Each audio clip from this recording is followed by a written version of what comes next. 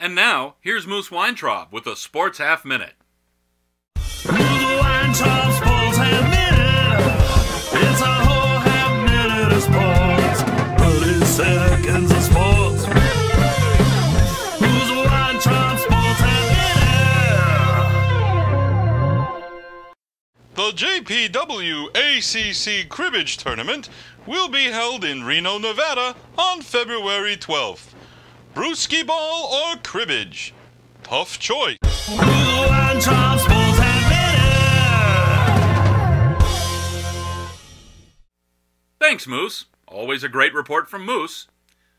Perennial technology punchline Microsoft has announced that it will use its enormously successful Zune as a basis for its new phone platform. With the iPod having well over 20 times the market share of the Zune, it seems sensible for Microsoft to use the Zune as a firm foundation for the next Windows phone. Dumb, dumb, dumb. We'll have the final news roundup and your exclusive pastcast weather after this. You'll notice that when you watch NewsUndies, I'm always wearing a shirt from the Ursus Pacificus Kitsch Cave. Well, now you can too. You can help support NewsUndies by going to the Ursus Pacificus Kitsch Cave and getting some kitsch.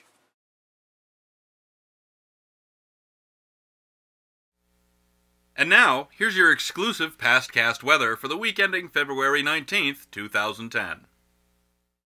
The Pacific Southwest saw sunny skies. The Northeast had cold, with snow showers. The Atlantic states had snow, then rain with milder temps. And that's your exclusive pastcast weather.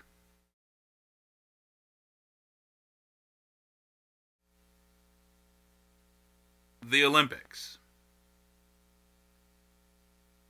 Sarah Palin is now being referred to in the media as a, quote, Fox News analyst, end quote. Wow. Analyst?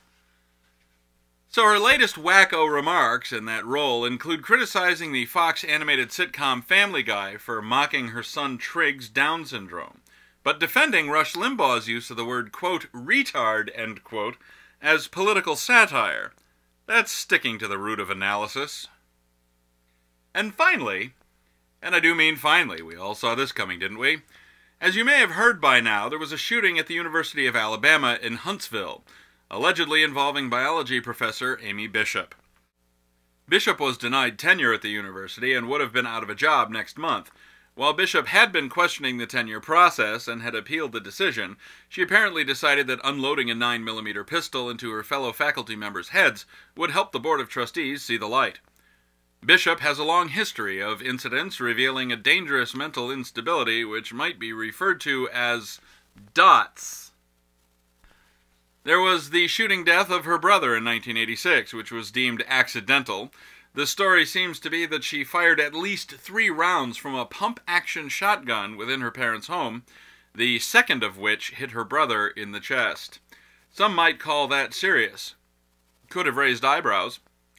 Then there was the 1993 attempted pipe bombing of Bishop's supervisor at Children's Hospital, Boston.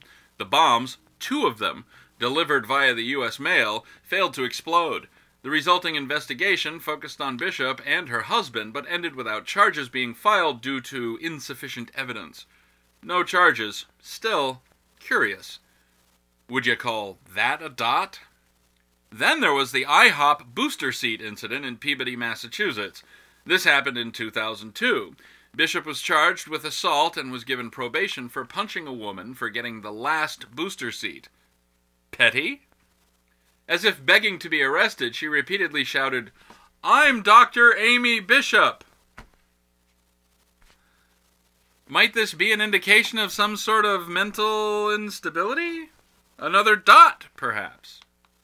In 2009, her students complained to university administrators about her ineffectiveness in the classroom and her, quote, odd and unsettling ways, end quote. Not exactly a promotional bell ringer.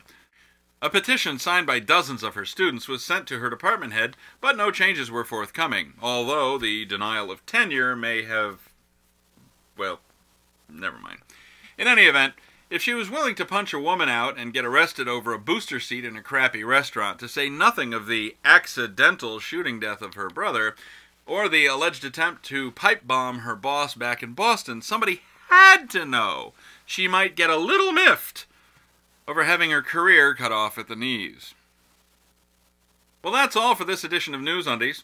If you see news that shouldn't be news, email your story tips to undies@newsundies.com. Sign up for email notification of new News Undies videos by emailing nulist@newsundies.com. Remember, News Undies is a weekly show, and we'll be back on February 26th with fresh News Undies. Thanks for watching. Until next time, I'm Paul Torville. After that, I might be mistaken for Kevin Smith. No, I don't think so. Partly because I won't spend $400 for a Silent Bob coat.